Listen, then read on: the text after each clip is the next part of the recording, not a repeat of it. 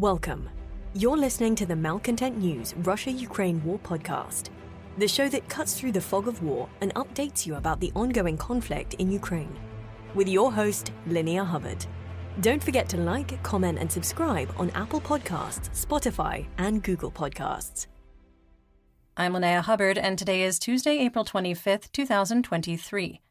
It's been 3,345 days since Russia occupied Crimea on February 27, 2014, and 426 days since the large-scale invasion of Ukraine began.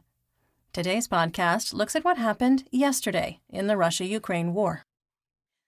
The Malcontent News Russia-Ukraine War Report is compiled by our team from around the world. Today's report includes information from direct contacts in Ukraine and their proxies, Russian Ministry of Defense reports, the General Staff of the Armed Forces of Ukraine reports, operational commands north, south, and east of Ukraine, open source intelligence, our in-house team of analysts and geolocation experts, and pro-Ukrainian and pro-Russian mill bloggers and social media accounts with a track record of trying to be accurate. We have one mission: to report the truth, because the truth matters.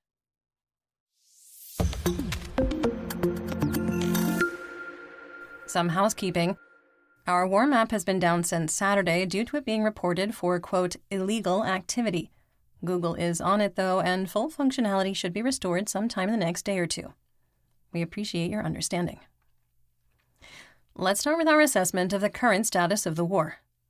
First, the heaviest fighting is in the Bakhmut and Marinka operational areas, with limited combat operations in the Avdiivka operational area, and Russian forces in a defensive or moving to a defensive posture across the rest of Ukraine. Second, due to continued poor weather, flooding, and saturated soil, we find it unlikely that Ukrainian offensive operations can start before mid-May without a significant change to the long-range forecast. Third, the Russian Federation armed forces are combat ineffective and have exhausted their combat potential except in the Bakhmut operational area, where they're concentrating their resources and making point attacks. Fourth, we maintain the Ukrainian defense of Bakhmut has reached its final phase, and Ukrainian forces continue to execute a planned retrograde operation.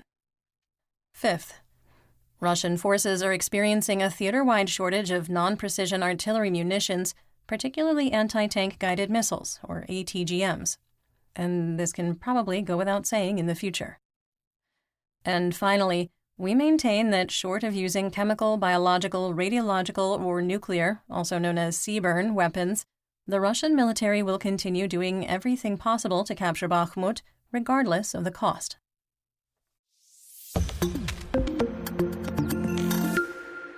Let's get some regional updates, starting with Kharkiv. In the Dvorichna operational area, the Russian Ministry of Defense, or MOD, reported that Ukrainian forces were on the offensive in the area of Sinkivka. In the Kupiansk operational area, the situation was stable. Moving on to the Donbas region in Luhansk. In the Svatva operational area, the Russian MOD reported that squad or platoon-sized Ukrainian units were on the offensive in the Novoselivska area. In the Kremina operational area, Ukrainian sources reported there wasn't significant fighting. Russian mercenary mill blogger Wargonzo reported that Russian attacks on Nevske and Makiivka ended in failure. The Russian MOD reported that small groups of Ukrainian forces were on the offensive in the forested areas west of Kremina and near Dibrova. There were reports of pockets of positional fighting in the Serebryansky woods. In the Lysychansk operational area, a Russian video showed Ukrainian forces being shelled in Little Bilohorivka, confirming that the area near the chalk mine southeast of the settlement is under Ukrainian control. Based on this new intelligence, we adjusted the map. Pictures and videos emerged from the drone strike near Russian-occupied Rovenki.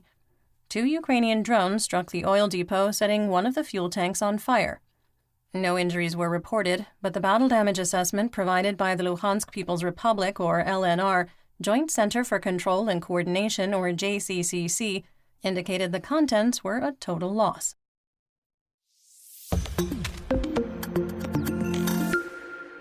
In northeast Donetsk, the most intense fighting in Ukraine continues to be in Bakhmut.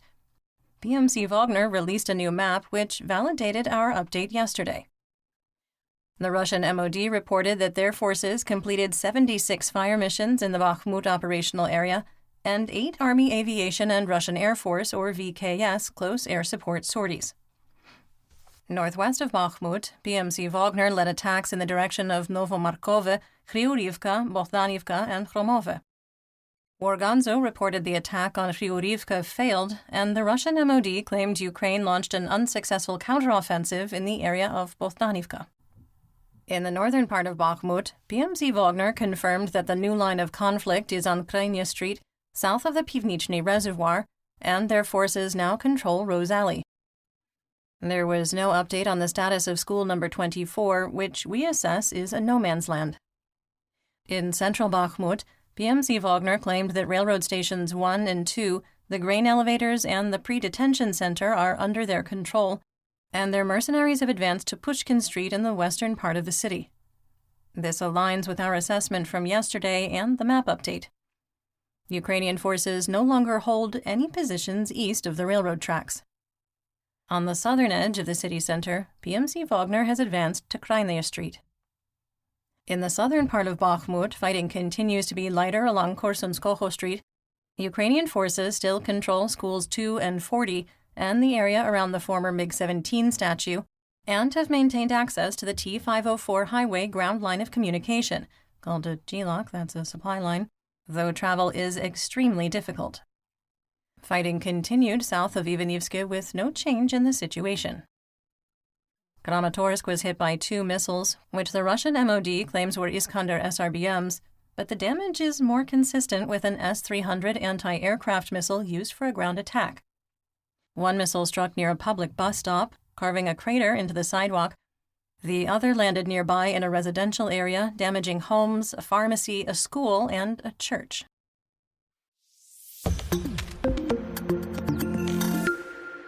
In southwest Donetsk, a quick errors and omissions. Yesterday, I said that one of the Russian objectives in the region is to set conditions for September 2022 elections. Barring a significant advancement in technology that would enable time travel, I meant September 2023. We thank you for your understanding. Fighting continues at a reduced operational tempo in the Avdiivka operational area.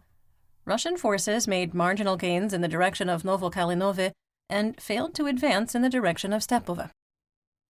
Intense positional fighting continued in the eastern part of Pervomaiske with no change in the situation.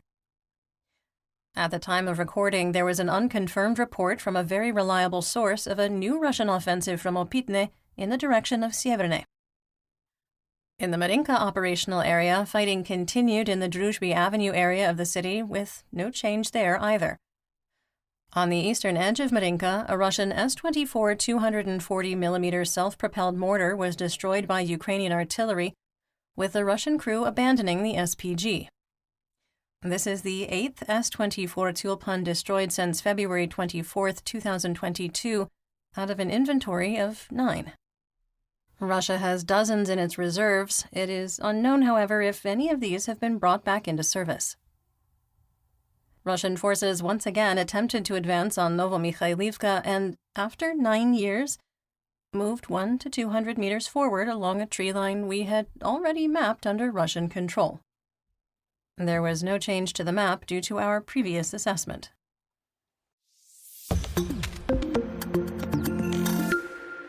Moving on to Zaporizhia. Russian collaborator and occupied Zaporizhia administrator Vladimir Rogov claimed that Ukraine launched a, quote, massive artillery campaign that lasted more than 90 minutes. In a follow-up report, massive, according to Rogov, was 30 artillery shells. Massive. The occupied regions of Zaporizhia are being hit by significant flooding, impacting up to 1,400 homes due to heavy rains over the weekend and the soil being completely saturated. There was no update on the status of the Zaporizhia nuclear power plant, or ZNPP. In the Black Sea, Crimea, Mykolaiv, and Odessa region, Operational Command South, or OKS, reported 4 Black Sea Fleet vessels on patrol, including 2 Kilo-class submarines capable of launching up to 8 caliber cruise missiles in total.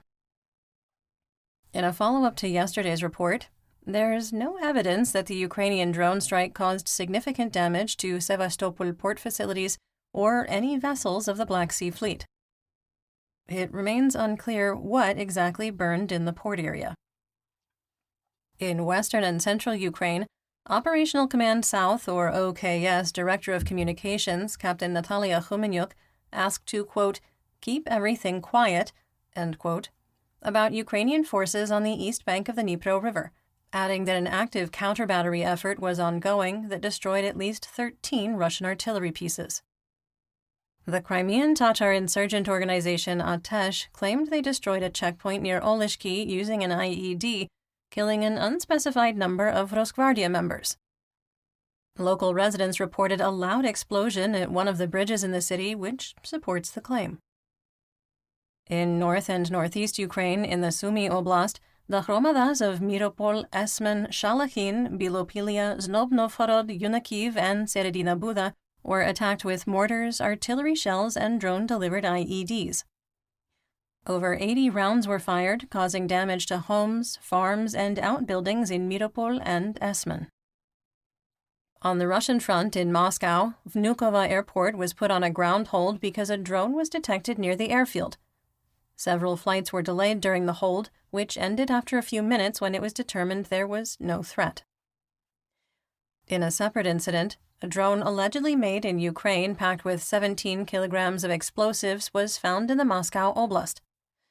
The UAV was discovered on April 23rd, lying on the ground in a forested area near Noginsk. Russian state media agency Baza claims the wreckage was from a Ukrainian-made UJ-22 airborne. Explosive Ordnance Disposal, or EOD, experts were on the scene for 5 hours.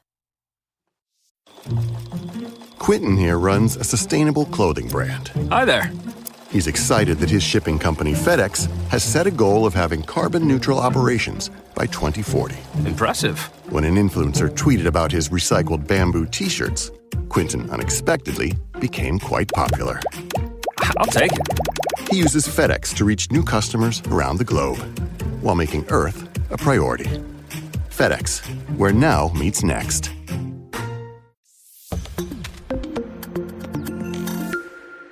Let's talk about developments theater-wide and outside Ukraine. The Ukrainian Air Force reported that air defenses in eastern Ukraine intercepted 6 Iranian-sourced Shahed-136 and 2 Russian Lancet kamikaze drones. At the time of recording, there were no claims by Russian sources of successful drone strikes. There were reports of 2 explosions in Zaporizhia, but that was hours before the drones were reportedly shot down. Another video showed how firm a grip Bezdorizhia has in Zaporizhia, with a Ukrainian tank towing an infantry fighting vehicle in near-amphibious conditions. The advisor to the head of the president's office, Mikhailo Podolyak, condemned a Washington Post story referencing so-called anonymous sources to claim Ukraine was planning wide-scale strikes on Moscow on February 24th, and that U.S. officials talked them out of conducting the attack. Podolyak said stories like the one in the Washington Post, quote, fulfill only one catastrophic function. They shape public opinion in Western capitals as if Ukraine was an unreasonable, infantile, and impulsive country that is dangerous for adults to trust with serious weapons. Whether this is done consciously or unconsciously is yet another question. End quote. During an interview with Voice of America, U.S. National Security Counsel for the White House, John Kirby, expressed a belief that Russia would launch a renewed offensive when weather and ground conditions improve, saying, quote, we know that in the spring, when the weather improves, and it is already starting to improve, you can expect the Russians to want to go on the offensive in some areas. We do not know exactly where and how they will do this, but we want to ensure that the Ukrainians were better able to defend against it. If they decide on their own offensive operations, they would be able to carry them out. End quote. Citing anonymous sources, Politico claimed that the White House is discussing a ceasefire plan in the event Ukraine's offensive fails. The most important detail of such a, quote, agreement should be the possibility of Kyiv in the future regaining most of the territories occupied by Russia. The unnamed officials were also skeptical that the Ukrainian armed forces can cut the land corridor to Crimea, adding that Washington has advised Ukrainian leaders, quote, not to disperse its forces, and warned of, quote, the dangers of overambition, end quote.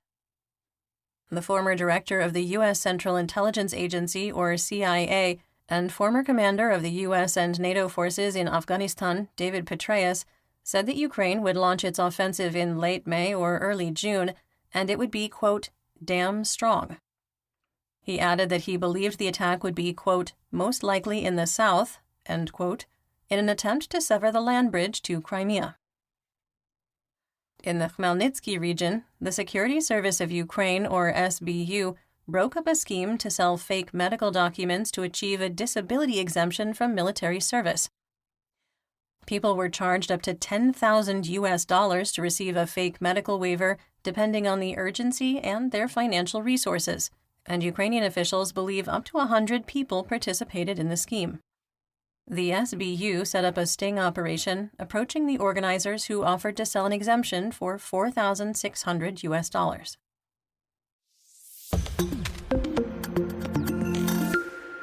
Speaking of schemes, let's talk about the Russian military mobilization and Mir. Russia has not sent about 120,000 conscripts to Ukraine who are eligible for deployment because they cannot be spared. Kirill Budinov, chief of Ukraine's Defense Intelligence, or GUR, said, quote, because there are losses, there is some ongoing work and someone has to do it. Since the losses are quite significant, this personnel shortage must be compensated by someone, end quote. The Wall Street Journal claimed Russian ships transport artillery shells and other munitions from Iran across the Caspian Sea. Over the past 6 months, cargo ships have transported more than 300,000 artillery shells and 1 million small arms rounds. According to officials in the Middle East, the last batch of Iranian weapons was sent in early March aboard the Russian cargo ship Rasul Gamzatov. This is not a story we take pleasure in reporting, but the impact of the trauma of warfare and PTSD is devastating a generation of Russians who are now returning home. The Russian military, mercenaries, and former prisoners who fought in Ukraine and are increasingly returning home are fueling a surge in violent crime. Alexander Khodorkovsky, the recently promoted commander of OMON forces in the Donetsk People's Republic, shared a news report adding, quote, this is what the collapse of the state looks like, end quote. As with most of the photos and videos we reference here on the podcast, we do link to the video in our full situation report on Patreon. In the Moscow region, the commissariat required the parents of an adult child who is disabled, blind, and intellectually challenged to prove that he is mentally and physically incapable of being conscripted. Russian officials forced the family to present the young man for examination. All is going to plan.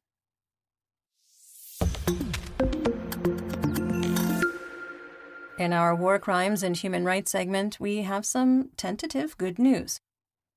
GUR head Budinov said that Russia and Ukraine are negotiating a total exchange of all prisoners of war, adding that the negotiations are unprecedented, with no example in modern history of a total prisoner swap occurring while hostilities are still ongoing. In geopolitical news, China said it respected the, quote, sovereign state status of all ex-Soviet countries on Monday, after Beijing's ambassador to France sparked outrage in Europe by questioning the sovereignty of those nations. Foreign Ministry spokeswoman Mao Ning said, quote, China respects the sovereign state status of the participating republics after the dissolution of the Soviet Union. After the collapse of the Soviet Union, China was one of the first countries to establish diplomatic relations with the relevant countries. End quote. The Chinese embassy in Paris removed the interview with Liu Shen from its website, and dozens of European leaders have called for Liu to be declared persona non grata. And that's what we know. Join me again tomorrow for more updates. Until then, stay safe, everyone. You've been listening to the Malcontent News Russia-Ukraine War podcast. To help keep us independent, please consider providing financial support by becoming a patron. Want on-demand news in your hand? Download the Google News app and make Malcontent News one of your favorites to receive breaking news updates. Thank you for listening.